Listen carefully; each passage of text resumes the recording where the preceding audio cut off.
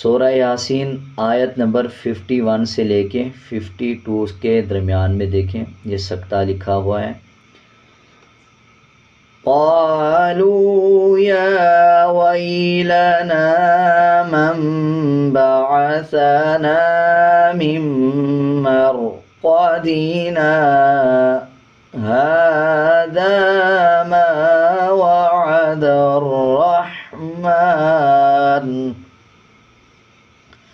सकता का मतलब होता है जब किसी आयत के दरमियान में, जैसा कि अब यहाँ से ये आयत शुरू हो रही है और यहाँ तक कंप्लीट हो रही है, तो अब ये आयत के दरमियान में आ रहा है सकता।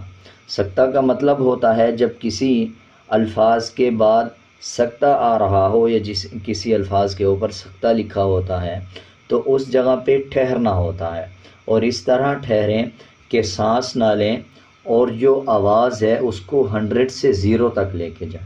मतलब सांस नहीं लेना, रुकना है और फिर उसके बाद अगला अल्फाज पढ़ना है। अब जैसे मैं आपको एक बार पढ़ के सुनाता हूँ, आप नोट करें।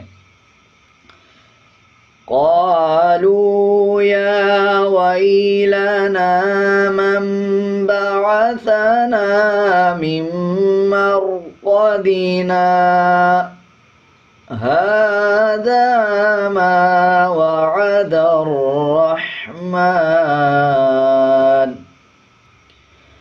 मन बअसना मिन मरक़दिना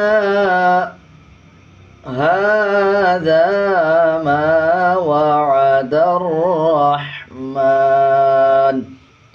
उम्मीद है आपको अच्छी तरह समझ आ गया होगा। अगर आपको कुछ समझ नहीं आया तो आप कमेंट सेक्शन में पूछ सकते हैं।